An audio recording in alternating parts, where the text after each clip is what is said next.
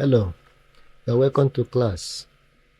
Today is the name of our course, and we are almost getting closer to the terminal level of this course for basic learning of Power BI using Microsoft tool. As a way of recap, we can see that we have been able to do a lot of things using Power BI tool. We have been able to identify the tool itself, how it is used. We have been able to learn how to bring in data from various sources. We have been able to understand the platform. We are able to understand the platform and also how it operates.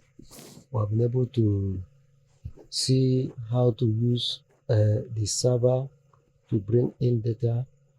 We can be able to determine relationship between data. We can be able to chart our data and use it to analyze. And then we will be able to use different platforms, the slicers, amongst many. So, in today's class, we'll be looking at how to use understand the importance of the KPI.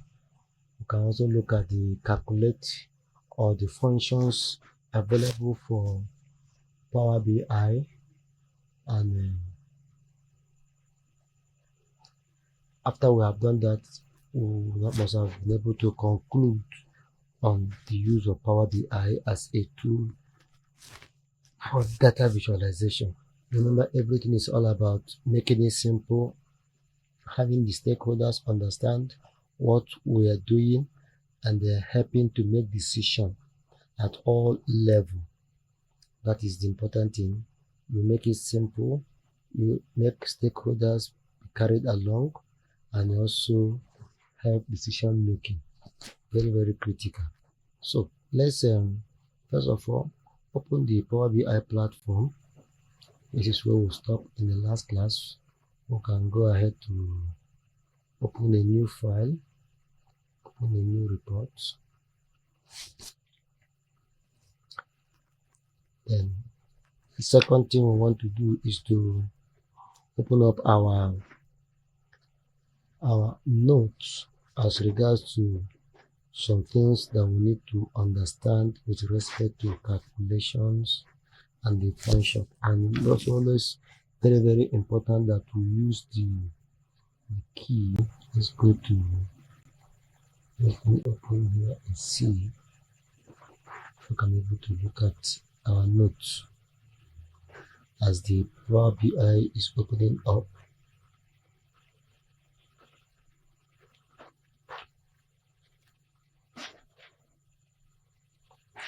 So go to this powerful DAX expression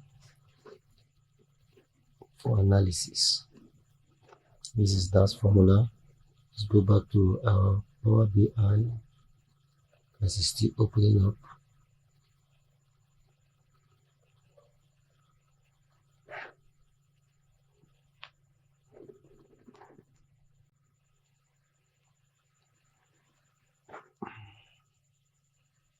Okay, so our platform has opened.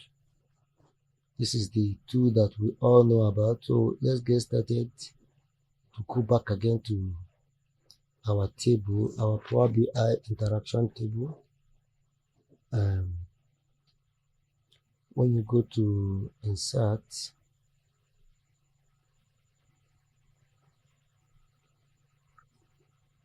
you see you have some things that are used to make our work better. But the KPI we're talking about is here, right here. It is called key performance indicator. So the question is, what are key performance indicator? They are those criteria that we use to determine the success or failure of an analysis. We use it to determine success or failure, just like when we set up a parameter, and the parameter is to help us fine tune our work to stand as a benchmark by which if we're able to cross the threshold, then we can be said to have succeeded or made impact or make success.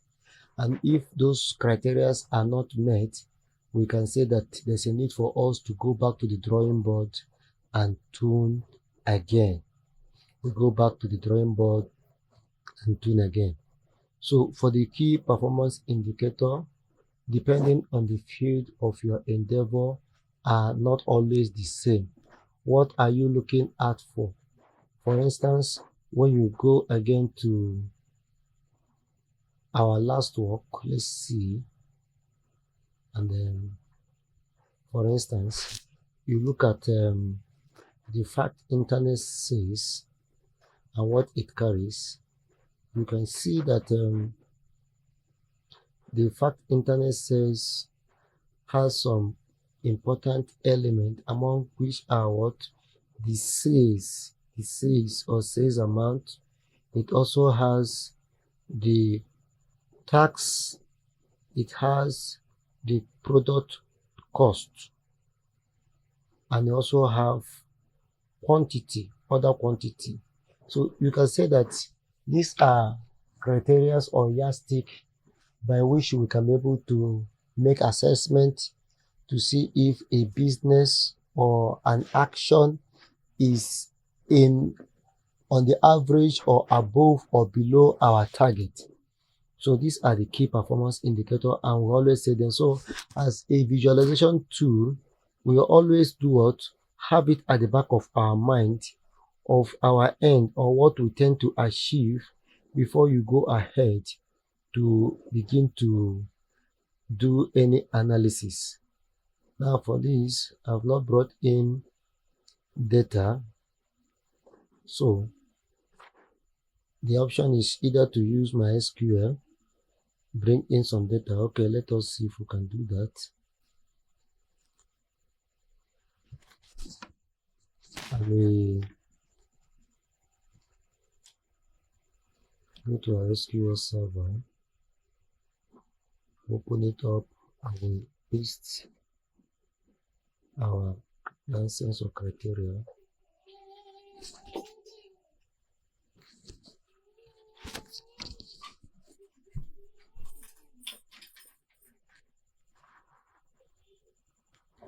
We open up our attention work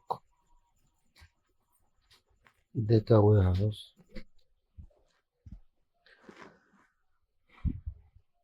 So having this, we go ahead to bring in some of our tables, category, subcategory, team product, team geography, team customer,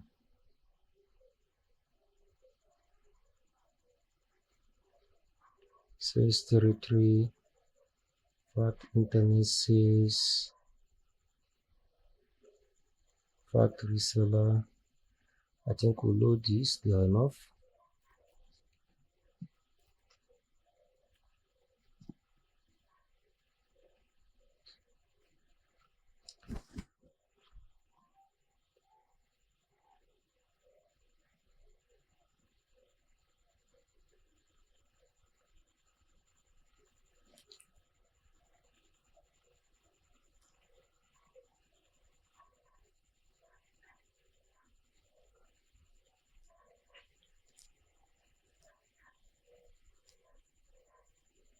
So wait for it to load.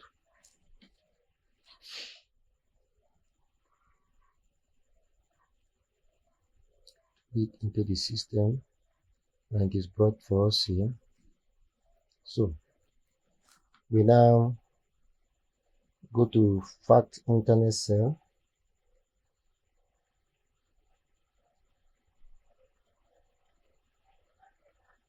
and go to our KPI. So when you bring in your KPI, then you look at the values. When you come down, you look at the values here. You have three criteria. One, you are adding the data field, that is the value. Two, you are adding the trend, which is the time. Then you are adding the target, which is data field. Excuse me. So what value do you want to get here? What are you looking at? You say you are looking at, for instance, the sales amount. You take the sales amount and put under the value as the first thing.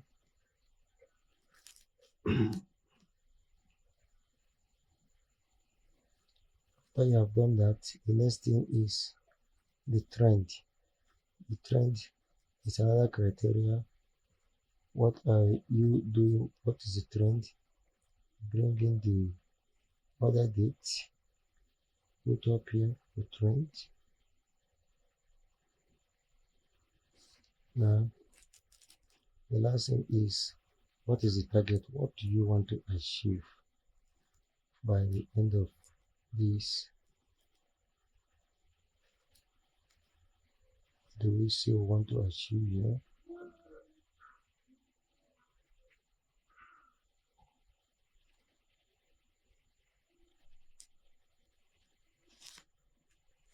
There's no profit there. Oh no. So let's see. Let's just try something. Let's see. Let's put fright and see what it gives us. So now we are putting sum of fright. I don't know, sum of fright. You can also maybe change it to average fright. So now it has given us a value here. So let's put a focus and look at it very well. So when you look at it, you see lines that are sharp. Now, what is the goal? The goal is, this is what your benchmark, what you should be able to achieve, and what is it that you are getting. From here, you see that we have a very, very high value here. Now, this is how you set up your KPI to know if you have crossed the frequency. As you can see, there's a check, meaning that you are able to cross your targets. So if it is a key in which you expect, then you, of course, you have scaled. But of course, it's possible this is not the criteria. There must be criteria in which you are working to get your key performance indicator. And you can see, say, too many values, not showing all data. Click to see detail. So we may say show as table. Let's see, we have a lot of values here. So because of it, you cannot see everything. So we can try out something again, something that doesn't have much value. Now if you are to think of that thing that doesn't have much value, you go to something like product category or product subcategory. Now you see that it has less value. So let's open up another, let's go back to this thing, and then maybe open up another space and see if we can try something else again under key performance indicator. Remember, this is all about practice, what you want to. So bring it here. Now we are going to look at the product let's go to product category. Let's go to product category and open it up. Okay, this is English products category. We click on it or we carry it into our field.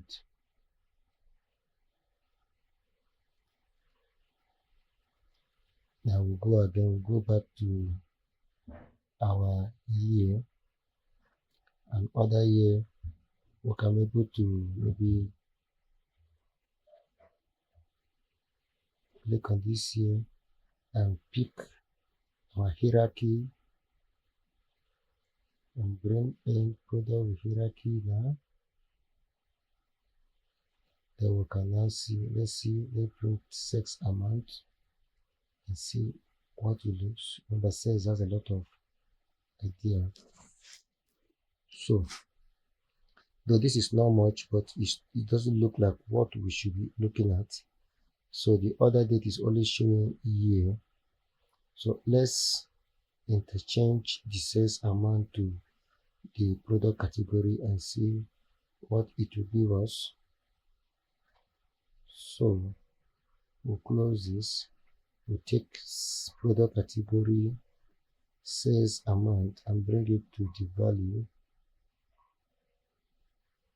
Then we'll bring product category. Let's go up to bring product category and bring it here. Let's see. So now put it in a focus mode and look again. Now you see this, unlike our first one. Let's go back to see the first one. Put it in focus mode. You see the first one has a lot of items, so it may not be good for your analysis because of what the categories are much. We'll still go back to look at something else. Now the second one, let's expand this a bit. Now open the focus mode and look at it. Now you see that we have four is the item product category, and those items are for bike, technology, for clothing, and one more item, making it 4. And that is why we can able to see it clearer. And also this is the threshold. This is what we are getting, but this is the threshold. So we are seeing that we are still meeting up to expectation based on the key performance indicator. So this is how you set up your key performance indicator. Let's look at one more thing. Let's also look at the subcategory to see what it will give us. So you come again and you bring in your, you can also look at, let's still use the same criteria. You use your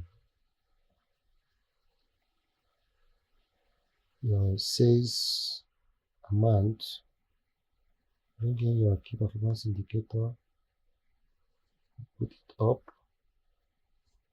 bring in your sales amount, put it on value, then you take your date, you take the date hierarchy, so that I can able to fish out just the year.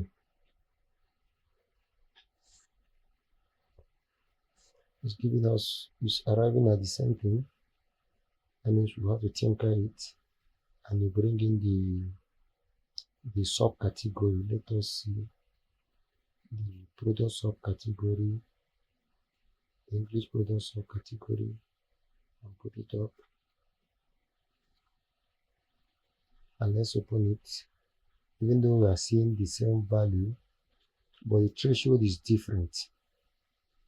Threshold expectation is different. We have 37 items, and this is the percentage rise by product surpassing the target. So this may be true for this, but in subsequent or in other products, you may not actually get this as a report or as a result. So for key performance indicator, You pick those items that determines sometimes when we want to draw up our analysis and we want to look at key performance indicator, we look at those things that impact. Like in our last work, let's go to our file to see if we can dig out some of our work. Like this our interactive dashboard. Let's see if we can open so that we can look at something there in terms of how also key performance indicators are picked, not based on the criteria of score or expectation in terms of sales. You can also look at that. So while our work is open, I want to also bring again to our notice the discussion about implicit and explicit values. I did say that implicit values are those values that the system has aligned or arranged for itself within a given operation of given system.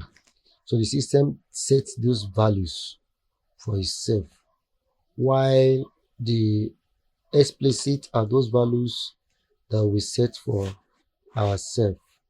Explicit are those values that we set for ourselves, which helps us to be able to do a lot of uh, positive work or positive results given our value. For instance, when you have a value that is explicit, that means it is not indigenous to a particular workings in your Power BI platform. Those values can actually, let me see,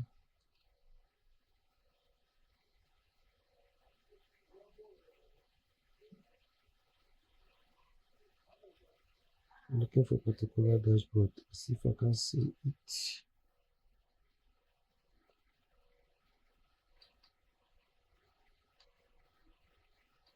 Yes, it did not save. I will have to do it again. Okay. So, looking at um, I wanted to show you something, but that work has claimed it wasn't saved properly. So, let me still go back to continue to explain the idea behind implicit and explicit values. Looking at our last work, was able to provide a calculation for revenue, and these are explicit values which are gotten through measures. We also have the ones that we got through quick calculation, got some through quick calculation, and we got some through column calculation. So column calculation, all of them are DAX expressions that are gotten through calculations and through formulas. So they are called explicit value because they are not generated within the system. We are the one that created them, but they save a lot of space. They don't consume space. One, two, they save cost, because when we are dealing in terms of millions of data, cost have to do with electricity and data space to store. Storage space is saved when you have, because they are reusable values, and they also make your work easy because you can use it in more than one places. So it's always better to use them than going to the explicit values that have been set. When you look at the table again, you see you have summation, order key, summation, order quantity. Now, keys are interpreted as numeric. Because they are seen as numeric, the system allocate value of summarize or summation to it as if it's a value that can be used for analysis. But in the actual fact, you can't use it because they are just summation. So you also revision number, anything that has numeric are seen as value for calculation, but to know that it's not all that you can use. So these are signs of implicit values we use for calculation, and these are signs for explicit values, whether they are of revenue, new measure, or quick measure. They are all for what?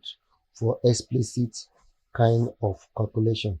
So that will bring us to the next item that I want to discuss, which is the DAX formula.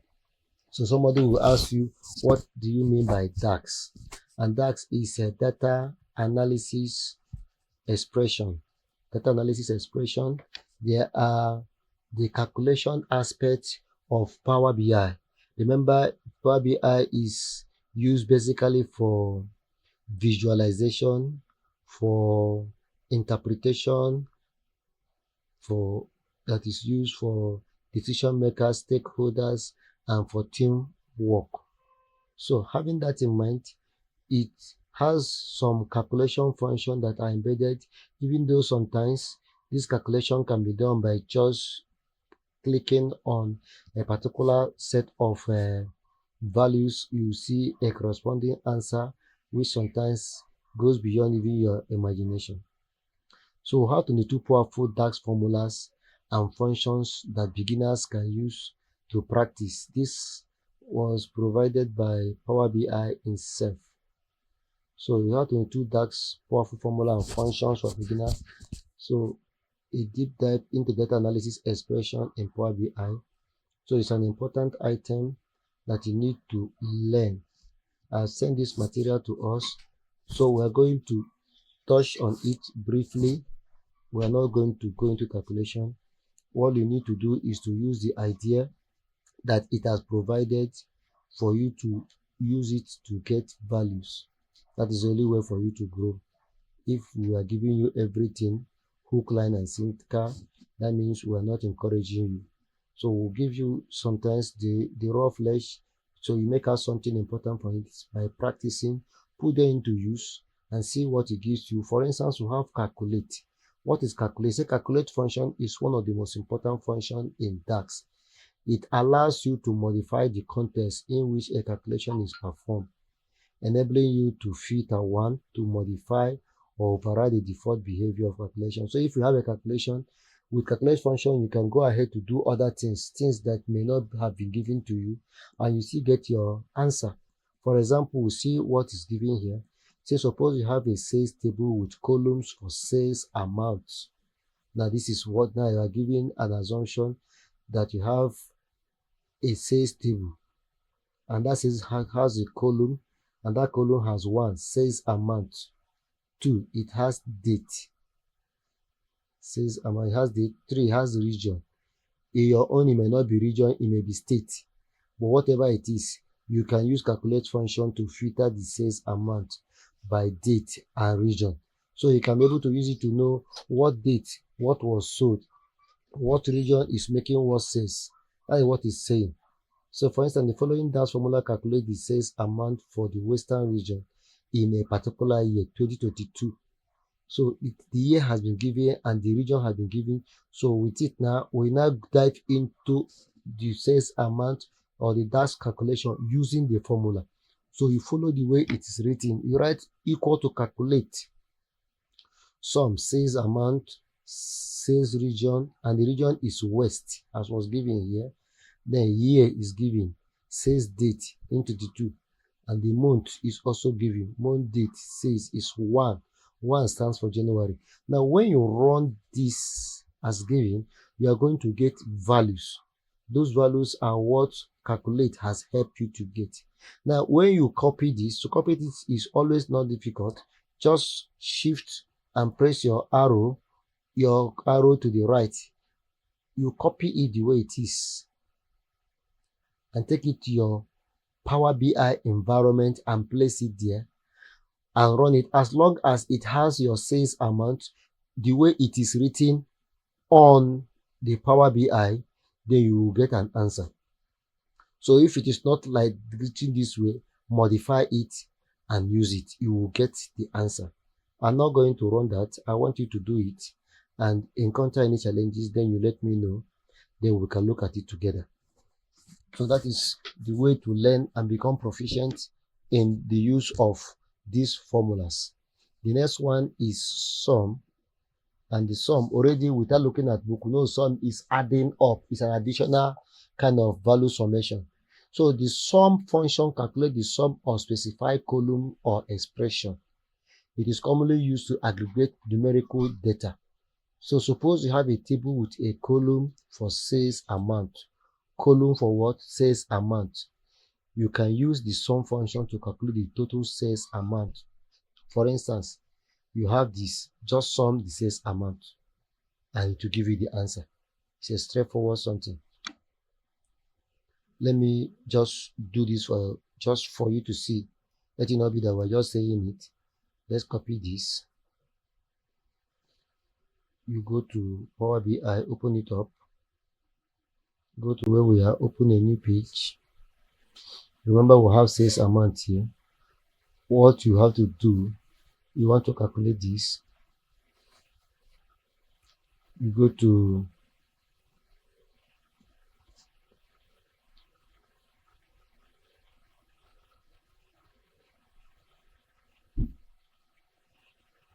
to fact internet sales, for instance, and click on it.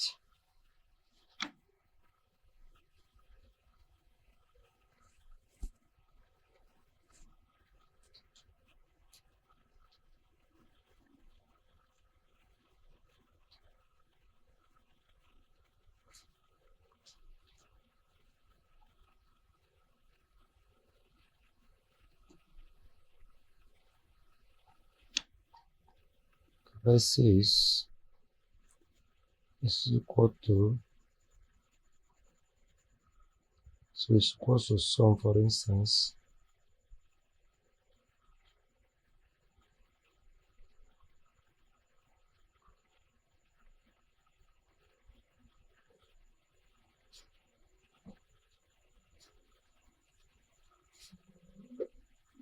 You enter.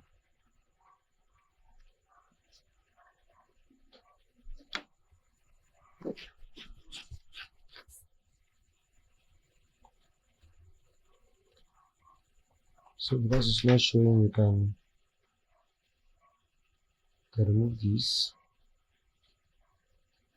leave the sum, and put on sales amount, because it's possible you are not using the same this sales amount for sales. Click it and click enter.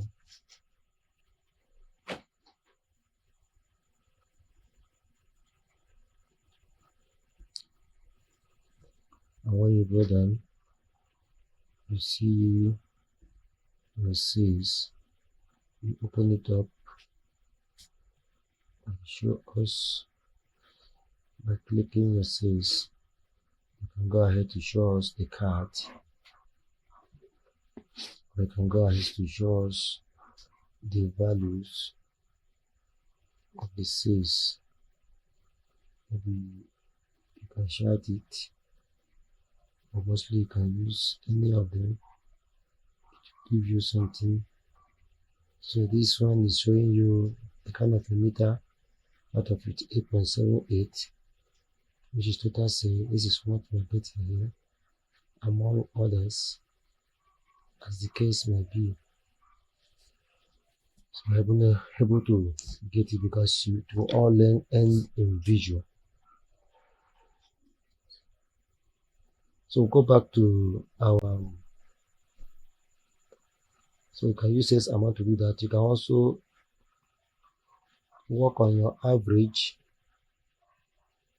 You can work on your count, min months, distinct, concatenate, talking about joining. I know there's a difference between to concat or concatenate and to merge. When you are merging, you are joining two values that have equal size, and concatenate may be of different size. When you are merging two, you are merging column wise, and concatenate, you can be merging row wise. So you can have left and right depending on what you want to do. Sometimes, like in Excel, when you have left and right, you are trying to pick. You are selecting from the left order to the right, or selecting from the right order to the left. And when you hear learn is all about number counting. Then upper, lower, proper. Upper is talking about having using capital letter, maybe name, capital letter, and lower is using just the smaller the smaller characters of letter, and proper is putting things in right perspective, like as you're writing a sentence. So you have to read them up. If function, switch among, there are about 22 here. All those 22, I want you to put them to practice, put them to use, do something with it, and submit it back to me. That's the assignment that I want to see in this work. I want to see how you put them to use. Related, calculate table, first non-blank, last non-blank, divide. Please make sure that this work is done and submitted. This is our assessment for this Power BI. It will help us to know that we have not wasted our time together, that something has added entry. So this is where I will be signing off today, and that is officially where we are ending our Power BI class for this set. I wish you when the assignment is done, then we now know what to take from there. You have a lovely day, and bye bye.